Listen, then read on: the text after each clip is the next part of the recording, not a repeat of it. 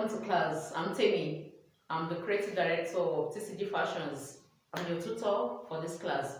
So today I want to, teach us a few things about qualities of a good fashion designer or a good tailor. I will let you know the difference between the two. You get to tell me if you're a fashion designer or you're a tailor after the end of this class.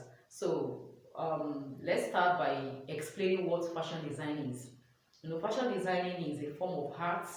It involves you thinking, imagining, sketching, and creating. Are you with me? A fashion designer is not just the person that just cuts and sew. You're the one that thought of the idea of the style, the design. You're the one that sketch, either you give it to a fashion illustrator or maybe you can do it yourself. But you are the master plan behind the design and the idea. Who is a tailor? A tailor is the person that you've gotten the style on the internet, but you are replicating it. You are reproducing it. If that's what you do, you're a tailor. But the good thing is you can move from being a tailor to being a fashion designer. You are designing something. Fashion designing is not just about clothing. You can, for those who design wristwatches, accessories, even shoes, they are also designers, and it's about fashion. Fashion is not just clothing. It ranges from, jewelries, the wristwatches, your shoes, the bags. Those are designs, and people think of those things. Somebody thought of how a bag would look. I have quite a few bags, and sometimes the design are not the same. So somebody thought of the idea. Are you with me? So that is fashion designing. Not just cutting and sewing, the sketching, the thinking of the idea, the diagram, everything till it becomes what the are we do we call them the end consumer now eventually get to wear on the body. So we also have joiners. Joiners are those that somebody call, we have cutters. There are several arms to fashion designing. We have cutters, their own work is just cut. After they see the design, they already know how to cut it on maybe paper or fabric. Maybe you are seeing a shirt and your own is you are so good at cutting. Some people have the grace to do everything together, and there are some that they only pick. For some, they prefer to just see the style on the internet and replicate. But some, they develop, they derive so much joy in thinking, in bringing the idea to reality. Just imagining, okay, what if I start, so, what if I make it a one shoulder, this side there's no sleeve, then here there's sleeve. That's designing. But you see, when those particular designs get out there, tailors start, checking on catalogs, internet, start replicating, everybody start wearing the clothes, everybody is happy. So cutters are those who cut. In pattern making, we also have cutters. Their own is to cut. There is pattern maker also. Do you understand? Pattern maker is the person that uses the details, the measurement to create a pattern for the particular style. Do you get? So we have graders. After you grade for a small size, you grade it to higher, to bigger sizes. So we have joiners. After they cut the fabrics, joiners are the ones that use markings on the fabric to join. They join, they press, they finish sewing, then the person that wears the clothes gets to wear it. Are you with me? So there are different arms to cutting and sewing. But in case for now all you are is a tailor, it is okay. As time goes on, you can learn how to do fashion illustration. From there, your mind begins to expand till you can think of an idea. You also can bring styles to reality. Do you understand? So that's that. So what do we now need to have as a quality? What are the things that we need to have as either a fashion designer or a tailor or a joiner or whatever you want to focus on? Number one thing is you need to be dedicated. See, in cutting and sewing, there are times that frustration might set in. Either from fabric, you're okay with chiffon, for example. I'm wearing a chiffon top right now. For beginners, please don't start with chiffon. Just start with either your calico or you use Ankara, not nylon Ankara, normal cotton, something that doesn't stretch, doesn't expand, because Chiffon can frustrate you if you're a beginner. So dedication. If it not happens that even the Ankara or maybe the machine you are using is not mastered, don't forget that there are levels to these things. By the time you first start, you are not yet a master. So even operating machine is gradual. You get to master it as you progress, as you proceed. So take for example, you are sewing and the thread is refusing to cooperate, or the one inside the bobbin is removing faster than it should, and everything just upside down. If there's no dedication and serious passion, you will pause. So, do you know? You will stop. You see, dedication is what number one thing. That passion for learning is number one thing that will keep you going. Most times when parents reach out to me, because I teach kids. I have classes that I teach kids. For those kids, I pay more attention to them because they are younger in age and all, and there are parents that they want their children to learn how to cut and to sew. So when some of them bring their kids to me, I ask the kids, do you want to learn? If the child says yes, I'm eager, I'm ready to teach. If the child says, mommy said I should learn, I call the parents. One thing is, it is at that stage, it is more difficult. There are some mommies that they wanted to learn to sew, but they couldn't learn, and they want their kids to learn by fire by force. It doesn't work that way. The child needs to have the desire. That is what will keep you going. And the same way it is for adults. You need to have the dedication that I want to know this thing. When the going gets tough, it is your determination, your dedication, your passion that will keep you going. And that's how come you can wake up in the midnight to practice. That's how come you try the first time, second time, third time, you didn't get it, you won't give up. So dedication is one thing. The second thing is you have to be a patient person. Whether you're a teacher or you are the producer, you are the one cutting and sewing, patience is key. If you don't have patience, you give up too soon. And when you give up, you never have the privilege to know what you could have done, assuming you didn't give up. So patience is important. You have to be a very patient person. I repeat, nothing should make you angry. Whether when you start sewing for people, you have to be very patient. Whether you are the one that is at fault, or the client is the one that is trying to maybe be funny with the whole thing, or maybe the machine is what is not cooperating, or maybe you are not getting how to cut the style, be patient.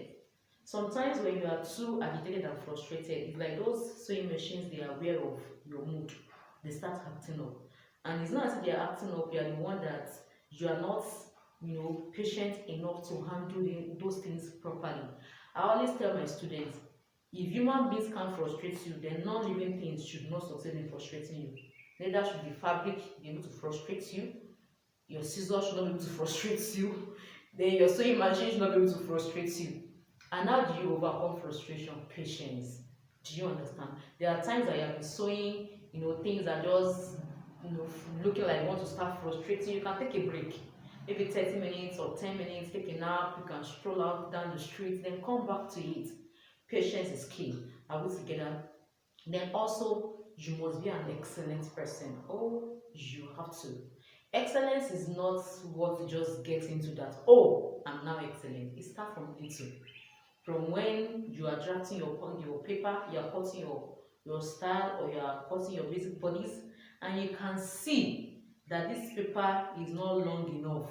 Your length is 18, the paper is 17.5, but you want to just put everything together. It's okay, half inch, it's just half inch. That half inch will eventually cost you something more than what half inch can fix. Sometimes we need to losing the whole cloth, except you are not an excellent person that just want to patch it, they wear it like that. Don't be like that. If at the learning stage you are not excellent, nothing will make you excellent when you become the boss. Excuse me. You start, giving lesser value to customers. You start, and those little things, they can affect your reputation. The day you will sew for a client that will be a big client, you won't really know. But the times you've been sewing for the client around you and all, the feedback they are the things that others can have, that can hear and can come to you. Let's even forget about clients. If you are not even sewing for clients, if you are the one that you want to wear the clothes, you are a good person. I want to call you a king because that's who you are. Can a king wear a cloth that is not aligned on their bodies? No, there's a way a king appears. There's a way you need to appear. Even in the learning stage, when you are still practicing, you need to pay attention to details. For example, the machine is not stitching well, but you just continue sewing like that. That's not how it's done. Take a time out, check out what is wrong. If you can't fix it, you can call the technicians. Let them make you check. For example, you want to sew let's say orange clothes, this kind of color, and the color of thread that is available is purple. When you are not doing color riot, why will you use the purple thread to sew orange thread? I will also use this time to teach you how to blend colors. Take for example, I want to sew this particular cloth now. This is the most prominent color here. Is that the right word to use? Is pronounced like it's sharp. I wouldn't use this kind of thread to sew this cloth. Take for example, if I put this orange and the stitching line passes through, can you see what I'm saying? Okay, let me start explaining again. I'm not sure you saw what I did here. This is the prominent color on this fabric, orange. By the time I want to sew this clothes, I won't use orange color to sew. Let me explain why. This is cooler, like the color is cool. This is a bit shouty. Are we together? So if I pass the thread, orange thread on this particular side of fabric, it will blend. But if I put orange color on here, it will be too obvious. That's the word. But if I use this color of thread to sew this, it will still blend. So in sewing this kind of clothes, if I use this color of thread to sew this, are we together? It can show a little. This is blue color. Are we together? So if I want to sew this particular cloth, is that I use this color or I use this color. I can't use orange. In fact, I think I will use this, because if I put this color on this blue, it will be too obvious in a way. But if I put this blue on here, it will still tone it down. And if I put this blue on orange, it won't look too funny. Are you with me? So that's how, when you're working with clothes that have different patterns, you need to sit down, analyze some things. Don't just start only orange, then you start using orange. No. You should take your time out to check. Most times, the time you take in analyzing situation, it is not a waste of time. Eventually, it saves you time, because you won't have to sew the clothes. Then the client comes and the person is saying, I don't like the way orange is showing everywhere, even though there's orange on the clothes. And you can't start defending that, orange is good. There are times you advise clients. There are times that clients also have a say. They have their own feel. Most times they won't tell you because they expect you should know. So understanding color is one important quality a fashion designer should have. You need to understand colors, how to mix colors, how to match colors. And one thing is, there are resources online. You can go on Google. I mentioned earlier that I'll be using some picture. I'm not sure I mentioned. If I use pictures in this class, I'll be using pictures from Armstrong textbooks and other materials on the internet. Any picture that I use, if it is a sketch picture, they are not mine. I'm using from a textbook. Armstrong most especially, again, I will use some other textbooks online. So you have to be an excellent person. You have to pay attention to details. You have to go the extra mile. Are we together? You have to go the extra mile if you really want to be a good tailor. Are we together? Also, one other thing you need to have is patience. You need to have patience. Patience is key. I mentioned earlier that nothing should be able to frustrate you. I hope you are writing down all the things I'm saying. You need to be patient. Nothing should be able to frustrate you in your journey of clothes making. There will be times that you are tired, and that's learning for you. When you're not starting something, it looks so hard. But there's something consistency does. It makes you get familiar with the whole thing. It's like when you are going to a place for the first time, it looks far. But if you've been going there over and over, you know the next bus stop, your mind knows the next stop. Before you know it, you're at your destination. It's same thing with cutting and sewing. If you are starting afresh, it might look like this thing is hectic, this thing is hard. It's not hard. And trust me, I've simplified it to the glory of God. Another quality a fashion designer or a tailor needs to have is consistent practice. Mark my words, consistent practice. You are what you do consistently. If you practice cutting and sewing once in a month, you can't compare your result with someone that does it weekly or daily. Yes, even after you become the boss, that you are not very good at cutting and sewing. If you leave cutting and sewing for 1 month, I normally tell my students, it will leave you for 3 months. Let me explain. The things you've been doing in 10 minutes, you start struggling with it, 30 minutes, you are still there. You know, your stitching line that was very straight before, that they can even use it to rule a line. You start sewing your arm between like this. Why? You are not practicing any longer. So consistent practice. What you didn't get today, please don't give up. Try again tomorrow. That's how it is done. Rome was not built in a day. All the big fashion designer you are seeing right now today, you see CCG fashions display this style.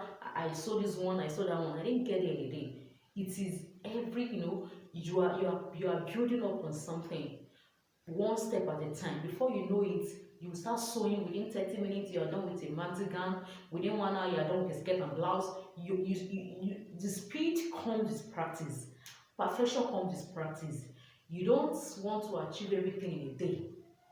What you didn't get yesterday, start with it today.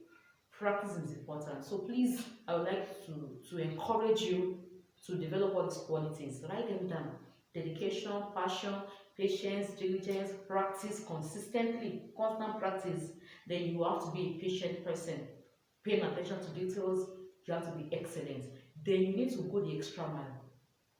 That is it. There is no class that will teach you everything you need to know. Even if you enroll for all my classes, there are still some things that you are the only one that can teach yourself. And thank God for internet. See, there are a lot of things you can get for free on the internet. There are some you pay for, and you shouldn't shy away from paying for knowledge. There are some not like this class is not free, you paid for it. Aha. There are some other things you need to pay for to get to what you want. By the time you get what you want, though the thing you really know, it will pay off eventually. Whether you are sewing for yourself or you are sewing for clients, if you are sewing for yourself, you are saving yourself some money. And there's a feeling that comes with I made what I made, that kind of thing now. So if you pay money for classes, you will eventually benefit from it. You are the first partaker of the blessing. If you are sewing for people and you can get to sew for them, you can major in sewing just a simple maxi gown, just a simple gown, and that's what people buy from you, and you can make a lot of money. You don't have to do everything. In this business, you need to know your lane, know what you want to be doing. You don't have to do everything. I encourage people to learn, to know a little about everything, but at some point in life, you need to stay on one or two things that you want to base your own skills on. Not that you are here and there and you can't perfect anything. You have to really focus on one thing. Do you understand?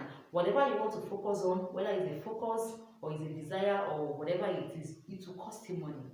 You will need to, money for data, your time, money to enroll in classes, either online or physical. So please, you have to be dedicated. And in no time, if you stay consistent on this, within 6 months, you have tangible results. So I pray God will help you. Thank you so much for staying with me. I remain your fashion tutor. My name is Tammy. I hope you got something from today's class. Okay, I will see you in the next class. Thank you.